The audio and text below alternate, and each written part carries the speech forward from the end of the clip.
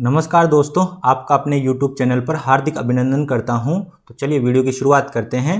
जो इस वीडियो को देख रहा है, इससे पहले मैं पार्ट 1 बना चुका हूं महात्मा फुले के ऊपर, तो उस वीडियो को पहले देखिए, क्योंकि आप डायरेक्ट इस वीडियो को देखेंगे तो आपको चीज़ें सही से समझ में नहीं आएगी, लिंक सही से नहीं बन पाएगा। तो मैं रिक्वेस्ट करता हूँ कि पहले पार्ट 1 देखिए और उसके बाद ये वीडियो देखिए। तो पार्ट 1 में क्या बताया था मैंने, वो थोड़ा जस्ट ब्रीफ डिस्कस कर लेते हैं। फिर पार्ट 2 जो कि बचा हुआ है महात्मा फुले के ऊपर, उसको डिस्कस करेंगे।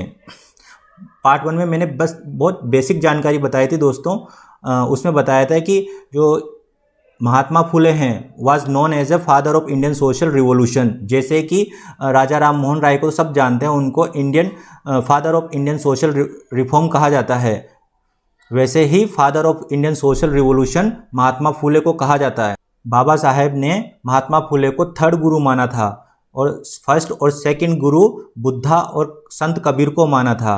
उनको महात्मा की उपाधि लोगों के द्वारा दी गई थी, जो आम लोग थे उनके द्वारा दी गई थी, ना कि किसी एक इंडिविजुअल के द्वारा।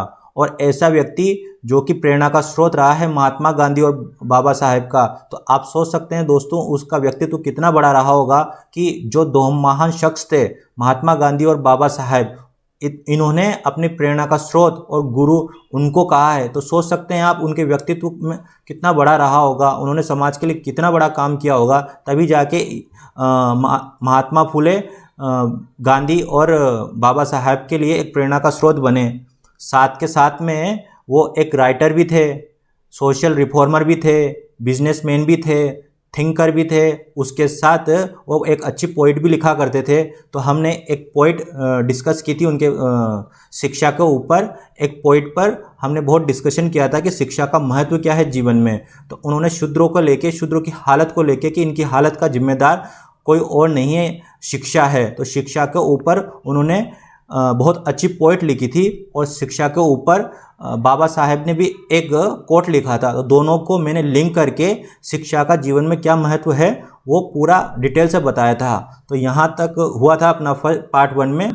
उस टाइम 20th सेंचुरी और 19th सेंचुरी में जो महान लोग हुए हैं, महान पॉलिटिशियन और रिफॉर्मर हुए हैं, उनके ऊपर बायोग्राफी लिखी है। तो उनमें से कौन कौन के ऊपर इन्होंने बायोग्राफी लिखी है? महात्मा गांधी, बाबा साहेब, बीजीटी, बाल गंगाधर तिलक, महात्मा फुले, वीडी सावरकर। तो ऐसे राइटर का नाम जरूर आना चाहिए जब भी हम महात्मा फुले, गांधी, बाबा साहेब, बाल गंगाधर तिलक, महात्मा फुले, इन लोगों को पढ़ते हैं, इनकी जीवनी को पढ़ते हैं। धनंजय कीर का नाम जरूर आना चाहिए। आपको कोई नहीं बताएगा, यूट्यूब पे वीडियो देख लो, कहीं पर भी देख लो, धनंजय कीर का कंट्रीब्यूशन कोई नहीं बताएगा जब इन लोगों के बारे में पढ़ते हैं।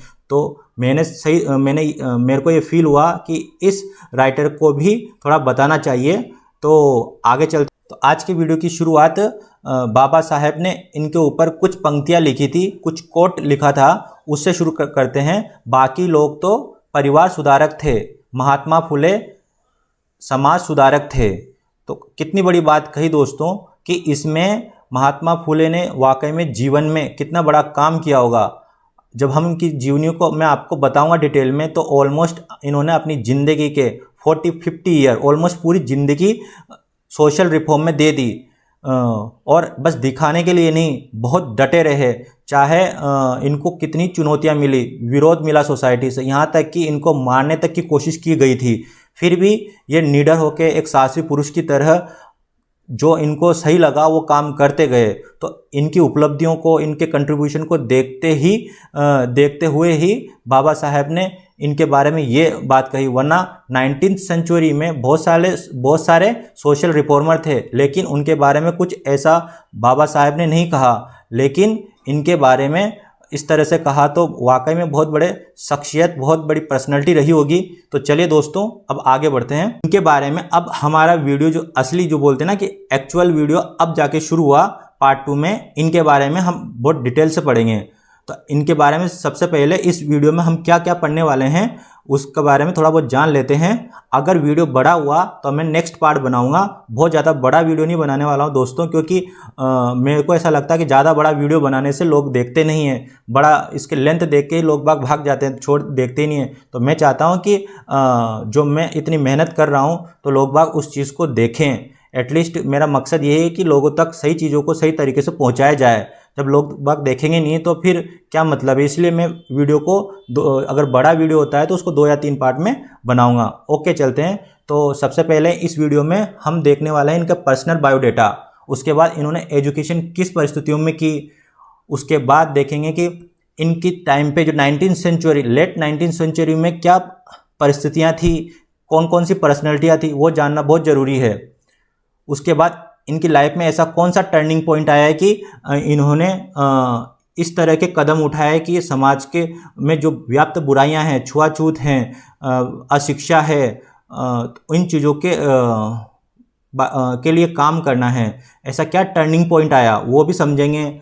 और इनका सोशल रिफॉर्म का काम कब से शुरू हुआ, और इनको जब काम कर रहे थे, सोशल रिफॉर्म कर रहे थे, तो इनको किस किस अपोजिशन का सामना करना पड़ा, चैलेंजेस आए, इनके एफर्ट्स क्या रहे हैं, वो सारी चीज़ें हम वन बाय, और फिर इनके जीवन से हमको क्या सीखने को मिलता है, क्या मैसेज देता है इनका जीवन, और प्रेजेंट डे में उसकी रेलिवेंस क्या है, ये सारा कुछ इस वीडियो में हम कवर करने वाले हैं दोस्तों। तो चलिए शुरुआत करते हैं। स्क्रीन पे आप जस्ट इनका एक पर्सनल इन्फॉर्मेशन देख सकते हैं। ये मैंने इसलिए रखा दोस्तों कि हम जिस व्यक्तित्व के बारे में जानना चाह रहे हैं, सिंपल अपन को उनके बारे में बेसिक अंडरस्टैंडिंग होनी चाहिए कि वो कहाँ से बिलोंग करते थे, उनका परिवार में उनके फादर मदर का नाम क्या था, किस रीजन से बिलोंग करते थे।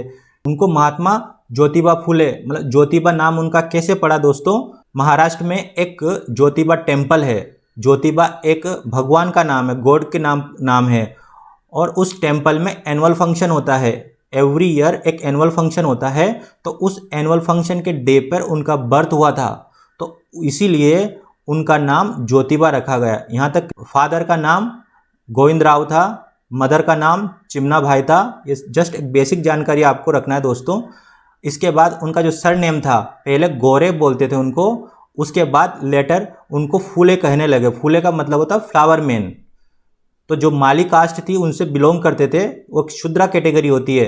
आपको पता ही होगा कि 4 तरह के वर्ण होते हैं, कैटेगरी होती है, क्लास होती है, ब्राह्मण, क्षत्रिय, वैश्य और शूद्रा। तो शूद्रा में बहुत सारी कास्ट होती है, बहुत सारे कैटेगराइजेशन होते हैं। तो उसमें से माली जो कि फूलों का काम करते हैं, फूलों का कल्टीवेशन करते हैं, फूलों से डेकोरेटिव आइटम बनाते हैं, माला बनाते हैं, तो उस कास्ट को माली बोलते हैं। तो माली कास्ट से बिलोंग करते थे। ये इतना इसलिए बता रहा हूँ क्योंकि इनके जो सोशल रिफॉर्म हुए हैं इसमें इनका बैकग्राउंड का बहुत बड़ा रोल है, वरना कोई जात वात बताना नहीं चाहिए, सर नेम बताना नहीं चाहिए, ये कोई ज़्यादा मायने नहीं रख। उनको महात्मा की उपाधि एक जनसभा को संबोधित कर रहे थे, एड्रेस कर रहे थे 1888 में। तब उस जनसभा से आवाज़ आई कि महात्मा महात्मा महात्मा, तभी से उनको महात्मा फूले के नाम से जाना गया।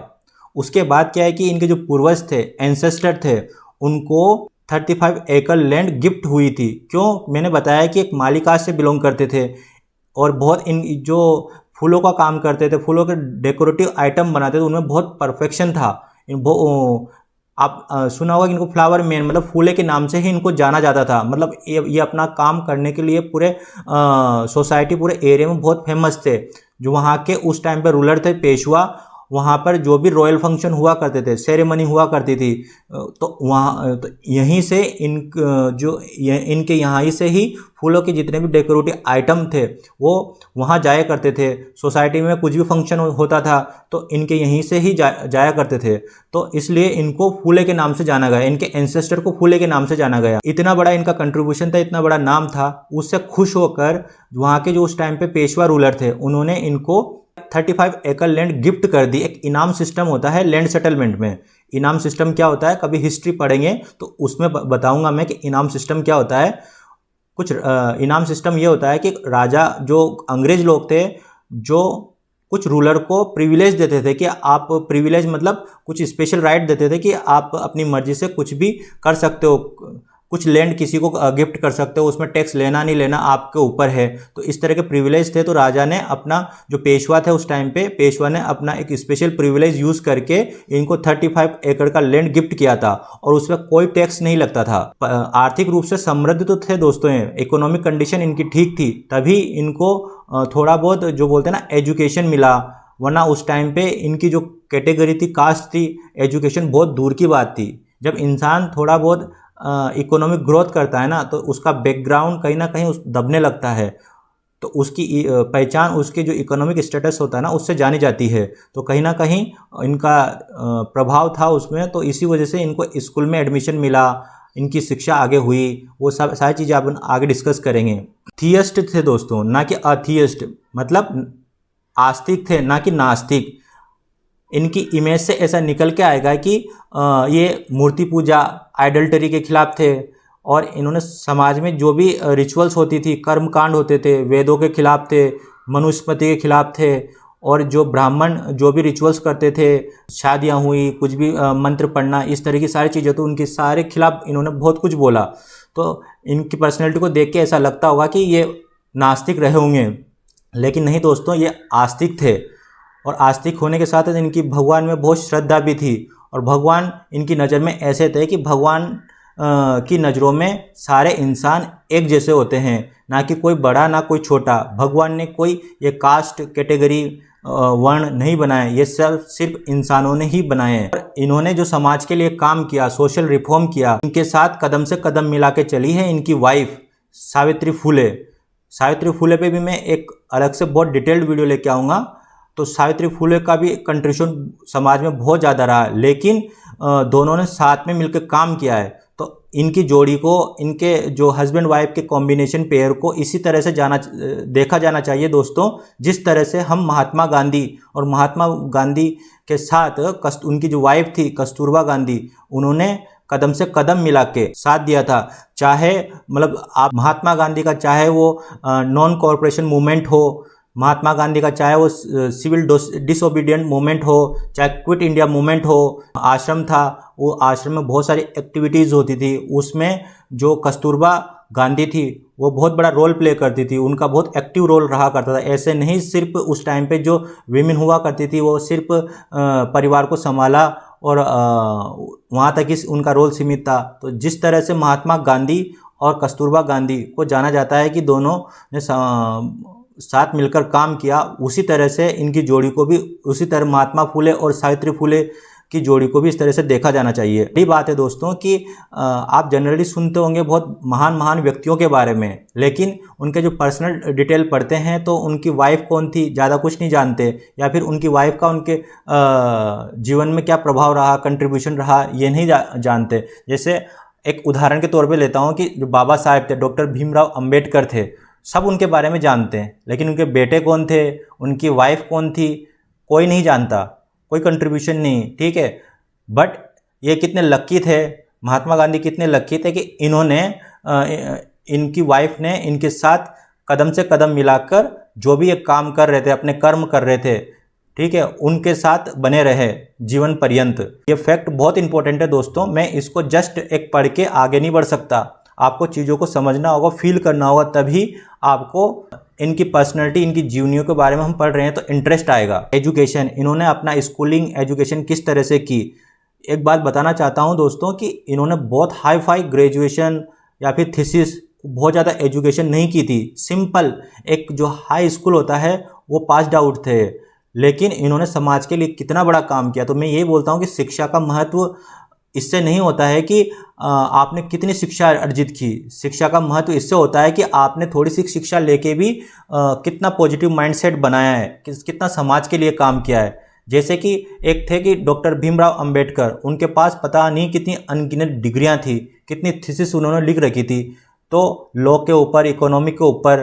तो एजुकेशन ये डिसाइड नहीं करती है कि इंसान कितना बड़ा है, एजुकेशन उसकी बुद्धि का विकास, उसने एजुकेशन को किस तरह से लिया है, इस पर डिपेंड करता है। बहुत सारे पढ़े लिखे होकर भी, ठीक है, सोसाइटी में विभाजन करते हैं, सोसाइटी में फॉल्ट लाइन क्रिएट करते हैं। बाबा साहेब को ले लो, उन्होंने सोसाइटी के लिए जो काम किया। एक जिन्ना को ले लो, जिन्ना भी बहुत पढ़ा लिखा था, ठीक है, बहुत क्वालिफाइड था, लेकिन उसने उस शिक्षा को किस तरह से अपने वेपन, अपने संकीर्ण सोच के साथ उस शिक्षा को लिया और पूरा एक देश का बंटवारा कर दिया। शिक्षा का रोल जीवन में बहुत महत्व होता है, लेकिन उसको एक पॉजिटिव माइंडसेट के साथ।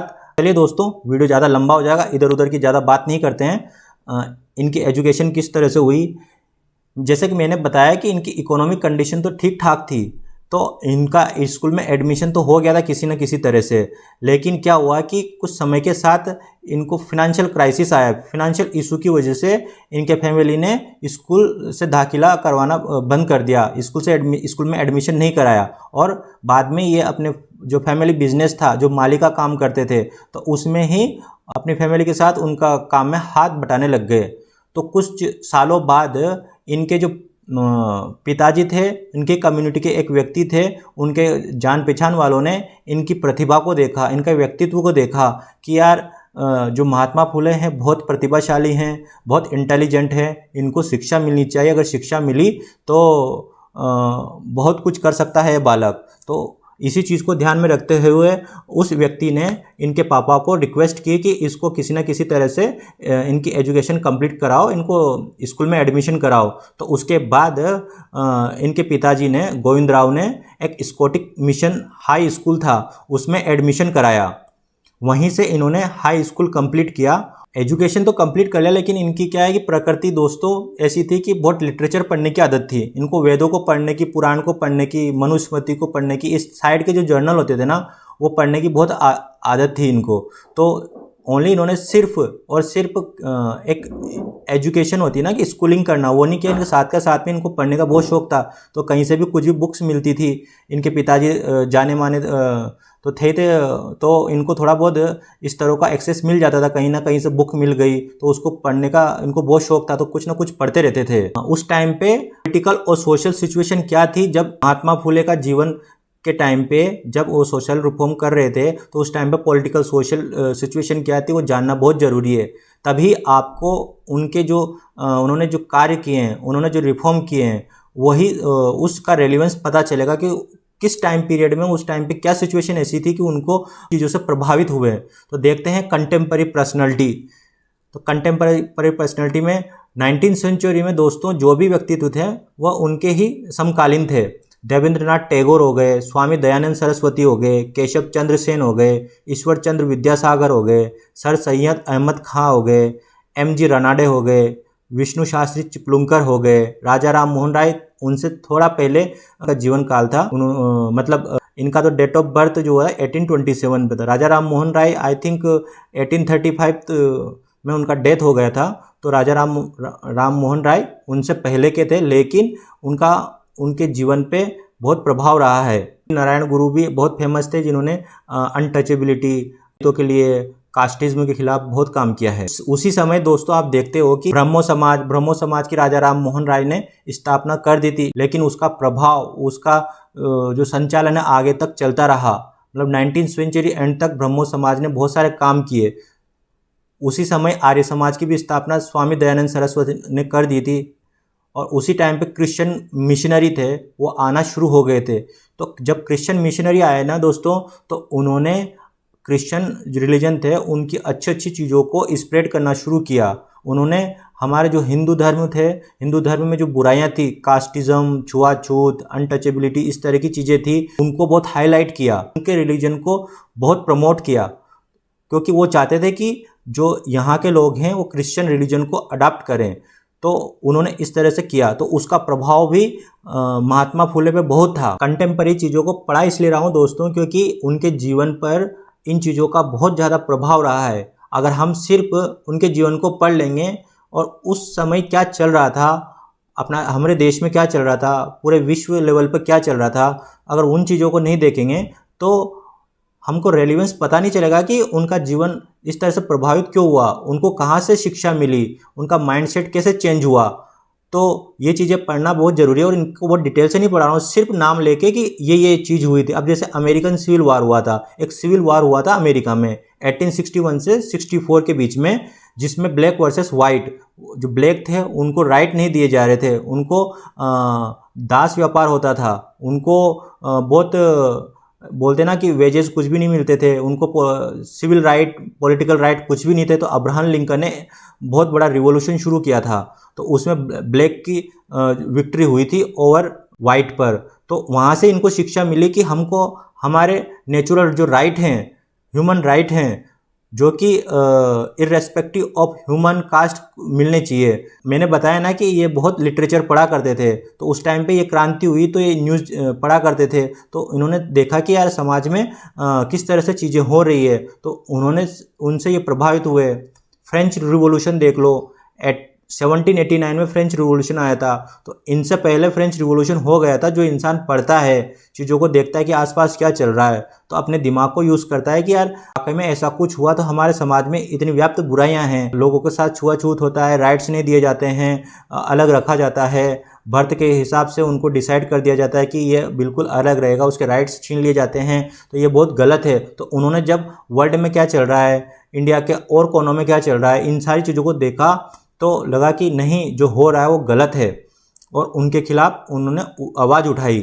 फ्रेंच रिवॉल्यूशन पे एक राइटर हैं थॉमस पेन, उन्होंने बुक लिखी थी राइट ऑफ मैन। उस बुक को इन्होंने पढ़ा और उनसे बहुत प्रभावित हुए। तो फ्रेंच रिवॉल्यूशन आपको पता ही होगा दोस्तों कि फ्रेंच रिवॉल्यूशन क्या था। फ्रेंच रिवॉल्यूशन का जो आउटकम था वो ये था कि लिबर्टी, इक्वलिटी, फ्रेटर्निटी, समानता, संप्रभुता और भाईचारा, इस तरह की चीज़ें फ्रेंच रिवॉल्यूशन से निकल के आई थी कि ये सोसाइटी में होना चाहिए, ये ह्यूमन का बेसिक राइट है, ये चीज़ें उनको मिलनी चाहिए। तो यहीं से का जीवन प्रभावित हुआ था। इन्होंने देखा कि यार इस तरह से रिवॉल्यूशन हो रहे हैं, इस तरह से सिविल वॉर हो रहे हैं, तो इनको लगा कि इनका भी माइंडसेट चेंज हुआ। आपको पता ही होगा जो फ्रेंच रिवॉल्यूशन में जो तय हुआ कि जो फ्रेंच रिवॉल्यूशन है उसमें इक्वलिटी, लिबर्टी, फ्रेटर्निटी जो वैल्यूज़ निकल के आई थी, उसी को बाबा साहेब ने हमारे कॉन्स्टिट्यूशन में इम्बाइब किया, उनको इनकॉर्पोरेट किया। तो सोचो दोस्तों किस तरह से चीज़ें चल रही थी। कंटेम्प्रेरी सिचुएशन बताने का मेरा यही मकसद है कि चीज़ों को देखो, बस एक पैसिव होके कि उनका जीवन यहाँ से यहाँ तक था, उन्होंने ये बुक्स लिखी थी, उन्होंने ये काम किया था, उनके सराउंडिंग उस टाइप पे क्या इन्वायरमेंट था, क्या चीज़ें चल रही थी, सोशल चीज़ें क्या चल रही थी, पॉलिटिकल चीज़ें क्या चल रही थी, इन सब चीज़ों को देखना बहुत ज़रूरी है, तभी उनके जीवन को हम सही से समझ पाएंगे। तो चलिए आगे बढ़ते हैं। अब टर्निंग पॉइंट उनके जीवन का जो बोलते हैं ना कि टर्निंग पॉइंट कब आया, तो एक बार क्या है कि फूले जो एक ब्राह्मण उनका जो दोस्त था उसकी शादी में अटेंड करने गए, तो वहाँ पर उनको क्या है कि बहुत इंसल्ट किए गए। उस शादी में उनको बहुत इंसल्ट किए गए, ओस्ट्रेसाइज किया, because he belongs to lower caste, Shudras, Dalit, lower caste से बिलोंग करते थे, इसलिए उनको उनकी उस शादी में बहुत ही तिरस्कार किया गया, इंसल्ट किया गया। तो वहीं से इनको बहुत धक्का लगा, और उस टाइम पे इनका माइंडसेट चेंज तो हो रहा था, बहुत सारी चीज़ें पढ़ रहे थे। तो उन्होंने देखा कि जब इनके साथ खुद ऐसी बड़ी घटना हुई तो इनको बहुत धक्का लगा, तभी से इन्होंने सोच लिया, उस इंसिडेंट ने इनके जीवन को हिला के रख दिया। उस घटना का इनके जीवन पर बहुत प्रभाव हुआ, और तभी से इन्होंने सोच लिया कि जो समाज में जितने भी व्याप्त बुराइयां हैं, जो कर्मकांड हैं, जो कि शूद्रों को बिल्कुल अलग रखा जाता है, गर्ल्स को, विमेंस को बहुत इनकी कंडीशन बहुत ख़राब है, विडो की कंडीशन बहुत ख़राब है, तो समाज में जितनी भी व्याप्त बुराइयां थी, तो उनको लेके इन्होंने प्रतिज्ञा कर ली कि अब इनके खिलाफ मैं ज़िंदगी पर्यंत लड़ता रहूँगा, जब तक ये चीज़ें समाज से ख़त्म नहीं हो जाती, इनके खिलाफ मैं आवाज़ उठाता रहूँगा। तो तब से ही उस इंसिडेंट ने इनके जीवन को बिल्कुल ही एक अलग दिशा दे दी। तो इनका इसलिए एक टर्निंग पॉइंट है, 1848 इनके जीवन का बहुत बड़ा टर्निंग पॉइंट है।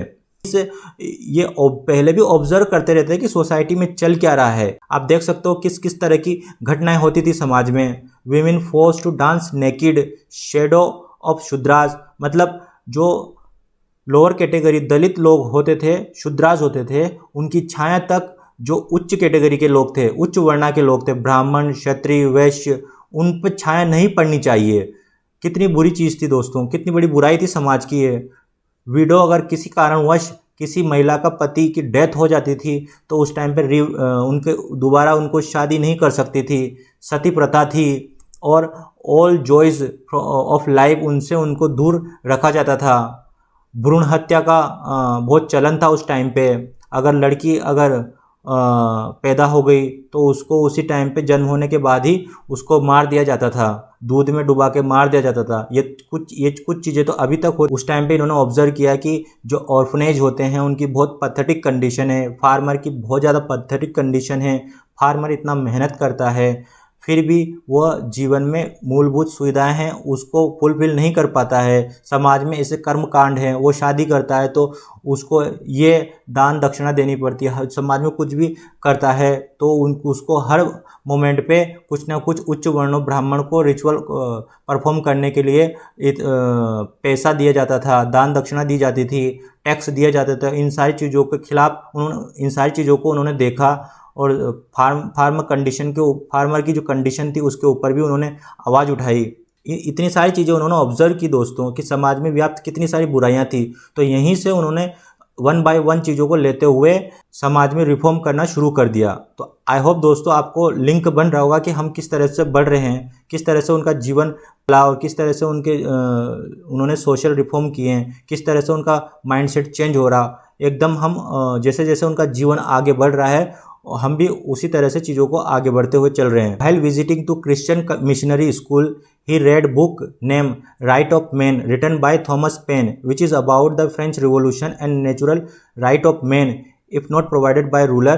मैंने बताया कि उन्होंने जो शिक्षा एजुकेशन ली उसके साथ साथ बहुत सारे जो लिटरेचर हैं, जर्नल हैं, राइटर की बुक्स थे, वेदास है, पुराणास है, सब चीज़ों को पढ़ा करते थे। तो वो देखते थे, सोचते थे कि यार जो चीज़ें हो रही है वो क्यों हो रही है, इनका सोर्स क्या है। बाहर की चीज़ें पढ़ा करते थे। फॉरेन जब बताया कि फ्रेंच रिवोल्यूशन हुआ, अमेरिकन सिविल वार हुआ, तो वो न्यूज़पेपर पढ़ा करते थे, सारी चीज़ों को देखा करते थे। इसी बीच इनको एक बुक मिली थॉमस राइटर की, उस बुक का नाम था राइट ऑफ मैन। उस बुक को इन्होंने जब पढ़ा तो उस बुक ने इनको इतनी इंस्पिरेशन दी कि चीज़ें ऐसी नहीं होती है। अगर समाज में अगर वो समाज नहीं है, अगर व्यक्ति को उसके जो नेचुरल राइट हैं, मूलभूत सुविधाएं हैं, उसकी मूलभूत राइट्स हैं, सोशल हो या पॉलिटिकल हो, इकोनॉमिक हो, अगर वो उसको नहीं मिल रहे हैं तो उसके राइट के लिए उस व्यक्ति को फाइट करना चाहिए। इस तरह की इंस्पिरेशन इनको मिली। राइट ऑफ मैन में ये बताया गया था कि अगर रूलर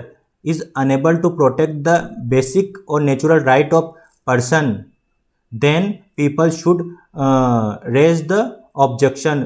अब यहीं से इनकी जर्नी शुरू होती है दोस्तों 1848 से। मैंने बताया ना कि उनका टर्निंग पॉइंट था 1848, जब वह किसी अपने फ्रेंड की शादी में गए। वहाँ इनको एक नीचे जात की होने की वजह से इनको बहुत तिरस्कार अपमानित किया गया। वहीं से इन्होंने सोच लिया कि मेरे को अब इस सोसाइटी में व्याप्त जो बुराइयां हैं, मैंने बताया किस किस तरह की बुराइयां थी, उन बुराइयों के खिलाफ उनको इराडिकेट करना, उनको अबोलिश करना, उनको वाइप आउट करना इस समाज से।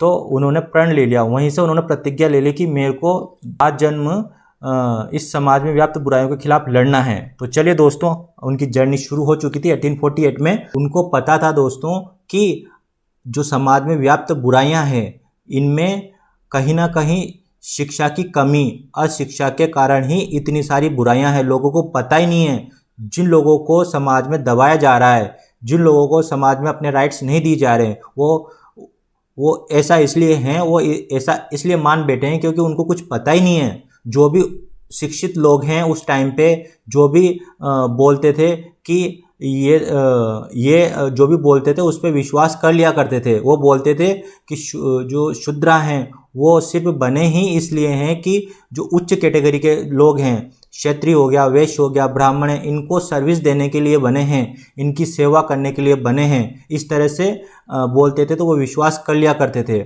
छुआछूत मतलब जो अशिक्षा की वजह से जो शूद्र जो लोग थे वो ये मान लेते थे कि हमारा तो जीवन हमारा तो भाग्य यही है। तो ये उन्होंने देखा कि शिक्षा ही सबसे बड़ा कारण है समाज में व्याप्त जो बुराइयां हैं, जो लोग को दबाया जा रहा है, उनके राइट्स नहीं दिए जा रहे हैं, जिनके साथ छुआछूत का बिहेवियर किया जा रहा है, महिलाओं को पढ़ने नहीं दिया जा रहा है, गर्ल्स के साथ गर्ल्स को भी पढ़ने का राइट्स नहीं दिए जा रहे हैं, सोसाइटी में व्याप्त इतनी बुराइयां थी। इसका उन्होंने पाया है कि सबसे बड़ा जो कारण है वो अशिक्षा है। तो उन्होंने शिक्षा को ही अपना सबसे बड़ा शस्त्र, वेपन बनाया और उन्होंने सोचा कि मेरे को शूद्रों को, विमेंस को, गर्ल्स को, सबको शिक्षा देनी है। तो उन्होंने शिक्षा के लिए काम करना शुरू किया। जब उन्होंने ये सोच लिया कि शिक्षा ही एक ऐसा मीडियम है जिसके जरिए हम समाज में व्याप्त जो बुराइयां हैं इनको दूर कर सकते हैं। तो उन्होंने क्या किया, सबसे पहले तो उन्होंने अपनी जो वाइफ थी वो भी पढ़ी लिखी नहीं थी, उनको कुछ भी पढ़ना लिखना नहीं आता था। तो सबसे पहले जो उन्होंने अपनी स्टूडेंट बनाई ना, सावित्रीबाई फुले को बनाया और उसको पढ़ना लिखना सिखाया। और फिर एक स्कूल खोला 1948 में, उन्होंने फर्स्ट वीमेन स्कूल खोला। जो स्कूल खोला वो किसी एक कम्युनिटी के लिए नहीं खोला कि वहाँ पे सिर्फ शूद्र लोग ही आके पढ़ाई कर सकते हैं। वो स्कूल के जो गेट थे वो सब कम्युनिटी के लिए खुले हैं। ऐसा नहीं दोस्तों कि जो गर्ल्स थी और विमेंस थी वो तो चारों वर्णों में उनकी स्थिति दयनीय थी। मतलब उस टाइम पे जो गर्ल्स और विमेन थी उनको एजुकेशन नहीं के राइट्स नहीं थे, कोई पढ़ाना लिखाना पसंद नहीं करता था। तो उन्होंने जो स्कूल खोला ना वो सब कम्युनिटी के लिए खोला, ऐसा नहीं कि सिर्फ शूद्र लोगों के लिए ही उन्होंने काम किया। तो वहाँ पर विमेंस, गर्ल्स, मुस्लिम कम्युनिटी के सब तरह के लोगों को आना अलाउ था। और उस टाइम पे जो उन्होंने बेसिक सब्जेक्ट पढ़ाए, basic maths, social science, English, but not religious literature. उन्होंने जो धार्मिक चीज़ें थी वो कुछ नहीं उनका फोकस पॉइंट था। उनका सिर्फ इंसान बेसिक चीज़ें पढ़ना लिखना सीख जाए तो वो अवेयर हो जाएगा, इसलिए उन्होंने मैथ्स, साइंस और इंग्लिश ऐसे ऐसे बेसिक सब्जेक्ट पढ़ाना शुरू किए। इनकी जर्नी में इनकी वाइफ भी अब साथ हो गई, क्योंकि इनकी वाइफ को भी इन्होंने एजुकेट कर दिया था। तो जब इन्होंने स्कूल खोला तो उनका जो पूरा जो कार्यभार है सावित्रीबाई फुले ने संभाला। यहाँ से इनकी जर्नी शुरू होती है। यहाँ इन्होंने स्कूल खोल दिया, आगे धीरे धीरे धीरे धीरे धीरे ये किताबें लिखेंगे, एक सत्य शोधक समाज है और बहुत सारे काम करेंगे विमेंस के लिए, गर्ल्स के लिए, विडो के लिए, एजुकेशन के लिए बहुत सारे काम करेंगे दोस्तों। और बहुत सारे चैलेंजेस इनको मिलने वाले हैं। तो वो सारे चीज़ें हम नेक्स्ट वीडियो में पढ़ेंगे, क्योंकि ये वीडियो कुछ ज़्यादा ही बड़ा हो जाएगा। तो चलते हैं दोस्तों, नेक्स्ट वीडियो में मिलते हैं। जय हिंद।